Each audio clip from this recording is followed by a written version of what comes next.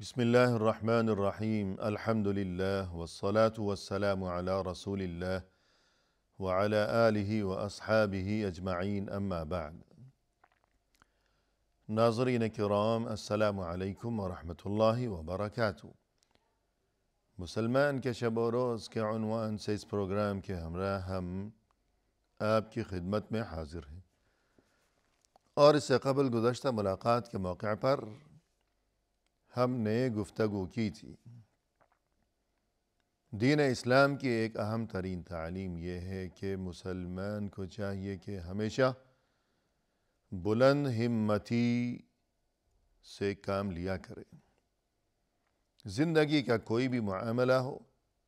زندگی کا کوئی بھی شعبہ ہو، دنیاوی معاملہ ہو یا آخرت کی کوئی بات ہو، ہمیشہ ہمت کو بلند رکھے، حوصلے کو کبھی پست نہ ہونے دے، اور یہ کہ سستی اور کاہلی اور یہ کوتاہی اور لاپرواہی یہ چیز کسی صورت مسلمان کو زیب نہیں دیتی۔ اور جب بات ہوگی بلند ہمتی کی تو سب سے پہلے اللہ کی عبادت کے معاملے میں مسلمان کو چاہیے کہ وہ محنت کیا کرے، کوشش کیا کرے اور ہمت سے کام لیا کرے کہ انسان کو اللہ نے پیدا ہی کیا ہے اور زندگی کی نعمت سے نواز ہی رکھا ہے۔ کیوں؟ صرف اسی مقصد کی خاطر کہ انسان کی یہ جو عارضی و فانی زندگی ہے اور یہ جو چند سانسوں کا مجموعہ ہے، یہ آتی جاتی سانسیں ہیں، تو یہ اسی مقصد کی خاطر ہے کہ انسان اس موقع کو غنیمت جانے اور اپنے خالق و مالک اللہ عز و جل کی عبادت کا فریضہ بحسن خوبی انجام دیا کرے۔ اور اس کے بعد مزید یہ کہ علم کے میدان میں مسلمان کو یہ حکم دیا گیا ہے کہ اپنی ہمت کو بلند رکھا کرے، کیونکہ مسلمان کی شان یہ ہے کہ وہ علم کی روشنی سے مزین ہو، مسلمان علم کے نور سے منور ہو۔ دین اسلام میں جہالت کی کوئی جگہ نہیں ہے، اور یہ کہ مسلمان ہو اور پھر یہ کہ اسے علم نہ ہو، علم کی دولت سے محروم ہو، تو یہ اچھی بات نہیں ہے۔ قرآن کریم میں فرمایا کہ قل هذه سبیلی ادعو الی اللہ علی بصیرۃ انا ومن اتبعنی۔ اے ہمارے نبی صلی اللہ علیہ وسلم، آپ یوں کہہ دیجئے کہ یہ تو اللہ کا راستہ ہے کہ میں جس کی طرف تمہیں دعوت دیتا ہوں، میں جس کی جانب تمہیں بلایا کرتا ہوں، اور یہ کہ میں جو تمہیں بلا رہا ہوں اللہ کے اس راستے کی طرف، تو میرا یہ تمہیں بلانا، میرا یہ عمل، اس کی بنیاد بصیرت پر ہے، علی بصیرۃ انا ومن اتبعنی، کہ میں بصیرت پر ہوں، اور جو کوئی میرا اتباع کرے گا، میری پیروی کرے گا، تو وہ بھی بصیرت پر ہوگا کہ یہ راستہ، یہ اللہ کا راستہ، میری یہ دعوت، میرا یہ پیغام حق اور یہ دین برحق، یہ سب کچھ بصیرت پر مبنی ہے، علم و معرفت اور بصیرت اور حکمت و دانش۔ اور اسی طرح یہ کہ اللہ عز و جل کی جانب سے اپنے آخری نبی صلی اللہ علیہ وسلم کی طرف جو آخری کتاب یعنی قرآن کریم نازل کی گئی، تو آخری کتاب کی پہلی وحی، آخری کتاب میں جو نازل کی جانے والی پہلی وحی ہے، آخری نبی کی طرف نازل کی جانے والی جو پہلی وحی ہے، تو اس میں اللہ کی طرف سے یہی حکم دیا گیا، فرمایا کہ اقرأ بسم ربک الذی خلق خلق الانسان من علق، پڑھو اپنے رب کے نام سے کہ جس نے پیدا کیا انسان کو گوشت، جمے ہوئے گوشت سے۔ تو یوں گویا کہ یہ پہلی وحی جو اللہ کی طرف سے نازل کی گئی، اس میں اللہ کی طرف سے یہی حکم دیا گیا کہ پڑھو، یعنی دین اسلام میں لکھنے پڑھنے کی اور تحصیل علم کی اس قدر اہمیت ہے۔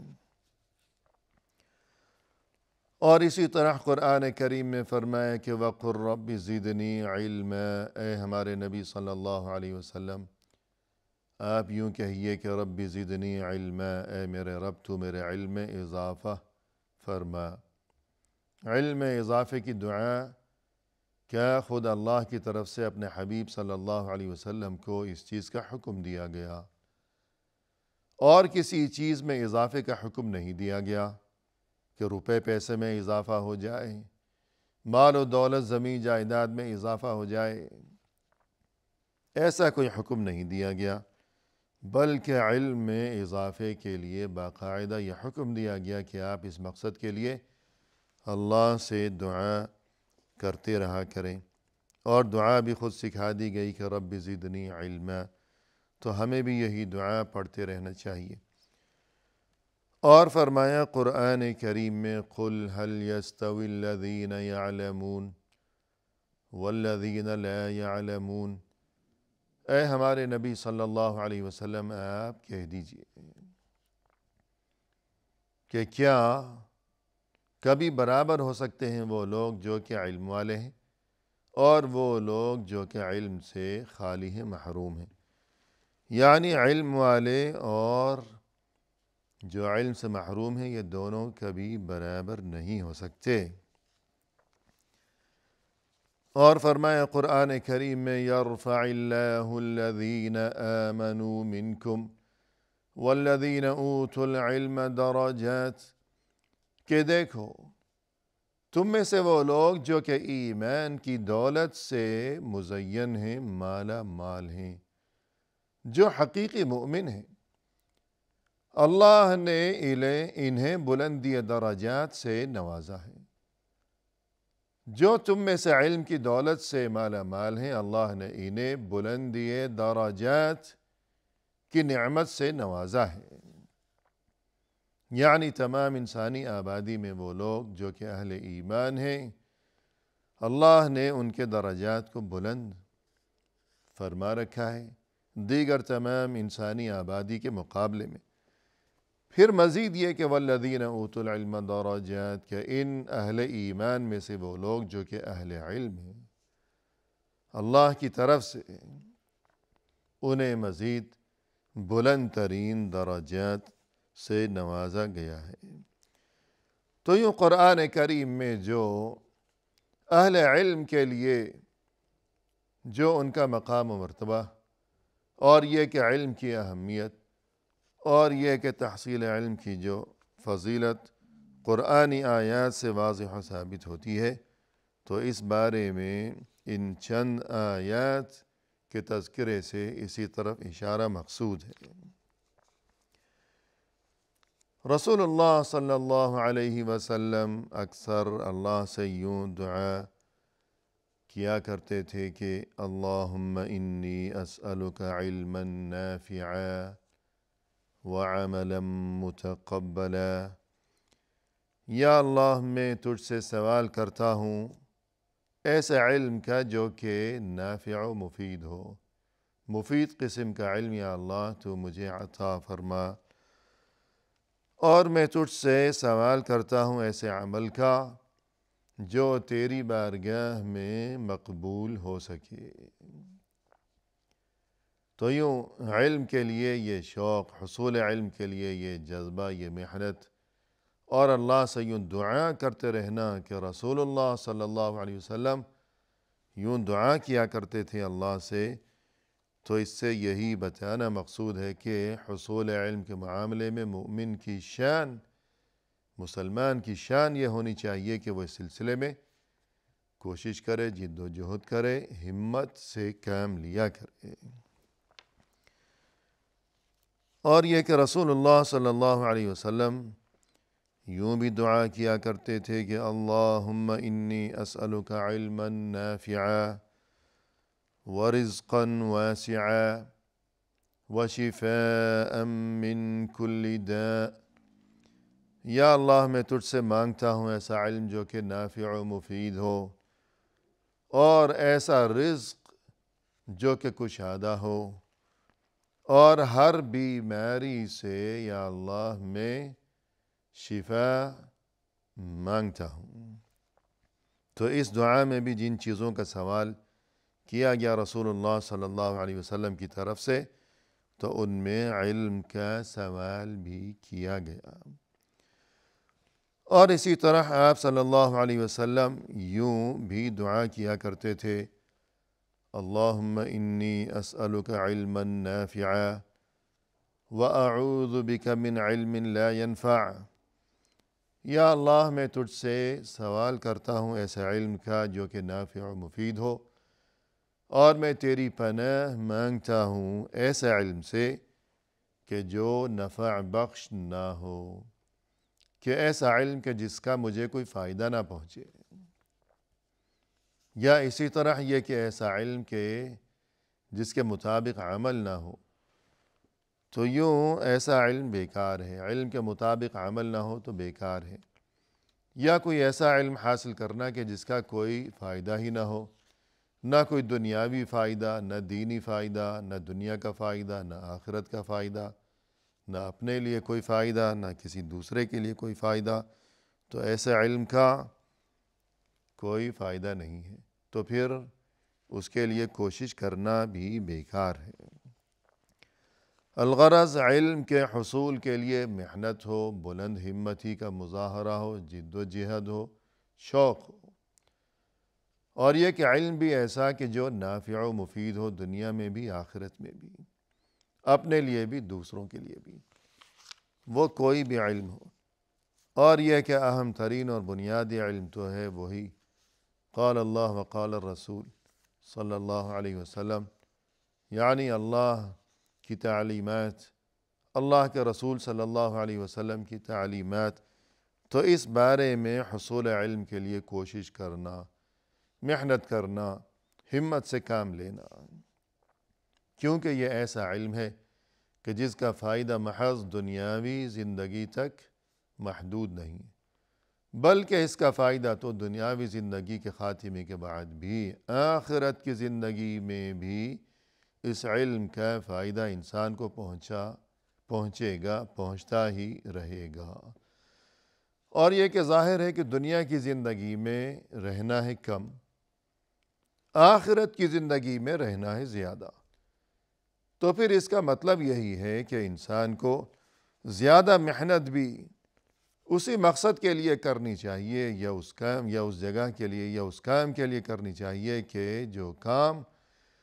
انسان کے لیے نافع و مفید بن سکے، اس زندگی کے لیے کہ جہاں انسان نے زیادہ رہنا ہے، آخرت میں زیادہ رہنا ہے، تو پھر وہاں کے لیے محنت بھی زیادہ ہو۔ تو ایسا علم کہ جس کا فائدہ انسان کو نہ صرف یہ کہ دنیا کی زندگی میں بلکہ آخرت کی زندگی میں بھی پہنچنے والا ہو، اور یہ علم ہے قال اللہ وقال الرسول کا، تو اس علم کے حصول کے بارے میں بطور خاص بہت زیادہ ہمت کا مظاہرہ کرنا چاہیے۔ اور مزید یہ کہ ہر وہ علم جو کہ مفید ہو، کہ مثلا انسان کی صحت سے متعلق جو بھی علم ہو، طب ہے، میڈیکل ہے، سائنس ہے، ایجادات، ایسی ایجادات کہ جس میں انسانیت کا بھلا ہو، فائدہ ہو، تو ہر وہ علم جو کہ مفید ہو، اس کے حصول کے لیے انسان بلند ہمتی کا مظاہرہ کرتا رہا کرے۔ اور اس کے بعد مزید یہ کہ ناظرین کرام، جب حصول علم کے سلسلے میں بلند ہمتی، تو پھر علم کے بعد معاملہ ہے عمل کا۔ اگر علم ہو لیکن عمل نہ ہو تو گویا اس کی مثال یوں سمجھ لینی چاہیے کہ بغیر پھل کا کوئی درخت ہو، کہ درخت تو ہے لیکن وہ پھلدار نہیں ہے، تو پھر اس کا فائدہ گویا کہ محدود ہے، کہ فائدہ تو ہے کہ انسان اس کے سائے میں بیٹھ سکتا ہے، لیکن اگر وہ پھلدار بھی ہوتا پھر تو کیا کہنے، سونے پہ سہاگا ہو جاتا، کہ سایہ بھی ہے اور یہ کہ پھل بھی دیتا ہے، رزق ہے اس میں۔ تو یوں علم اگر اس کے ساتھ عمل بھی شامل ہو تو گویا علم کا حقیقی اور اصل فائدہ تبھی ہوگا۔ تو عمل کے بارے میں بلند ہمتی، اور یہ کہ عمل خواہ وہ دین کے معاملے میں ہو یا دنیا کے معاملے میں ہو، بہر صورت عمل کے بارے میں مسلمان کو چاہیے کہ وہ محنت کیا کرے، اور یہ کہ اپنے حوصلے کو، اپنے عزائم کو، اپنے ارادوں کو، اپنی ہمت کو ہمیشہ بلند ہی رکھا کرے۔ چنانچہ اگر دین کے معاملے میں اور آخرت میں کامیابی سے ہمکنار ہونے کا جو معاملہ ہے، اس سلسلے میں عمل کے بارے میں غور کیا جائے، گفتگو کی جائے، تو ہمیں یہ صورتحال نظر آتی ہے کہ قرآن کریم میں اللہ سبحانہ وتعالی نے ارشاد فرمایا، من عمل صالحا من ذکر او انثى وهو مؤمن فلنحيينه حياة طيبة وَلَنَجْزِيَنَّهُمْ أَجْرَهُمْ بِأَحْسَنِ مَا كَانُوا يَعْمَلُونَ۔ جو کوئی بھی حالت ایمان میں اچھے کام انجام دیتا رہے گا، خواہ وہ مرد ہو یا وہ عورت ہو، جو کوئی بھی اچھے کام کرتا ہی رہے گا، ہمیشہ ہمت و کوشش کرتا رہے گا اس راستے میں، تو پھر اس کے لیے دو عظیم ترین خوشخبریاں ہیں۔ ایک خوشخبری تو یہ کہ فَلَنُحْيِيَنَّهُ حَيَاةً طَيِّبَةً، ہم یہاں دنیا میں اس کی زندگی کو خوشگوار بنا دیں گے، خوشگوار زندگی کہ دل خوش رہے گا، اطمئنان قلب، پرسکون زندگی اسے نصیب ہوگی۔ اور دوسری خوشخبری یہ کہ آخرت میں ہم اسے اجر عظیم سے نوازیں گے، آخرت میں بھی کامیابی، دنیا میں بھی کامیابی، تو پھر اس سے بڑھ کر اور کیا چاہیے کسی بھی انسان کو۔ تو جو کوئی بھی عمل کرتا رہے گا، عمل صالح، اچھے کام کرتا ہی رہے گا، ہمت سے کام لے گا اس معاملے میں، تو اس کے لیے یہ عظیم ترین خوشخبری کہ دنیا کی زندگی بھی خوشگوار اور آخرت کی زندگی بھی کامیاب۔ تو اس سے یہ بات سمجھ میں آئی کہ علم کے معاملے میں بھی اور پھر عمل کے معاملے میں بھی ہمت کو بلند رکھا جائے، اور اس عمل کا تعلق آخرت کی زندگی سے ہو یا دنیا کی زندگی سے۔ تو اس سلسلے میں مزید گفتگو کے ہمراہ انشاءاللہ ہم جلد حاضر خدمت ہوں گے۔ وآخر دعوانا ان الحمد للہ رب العالمین۔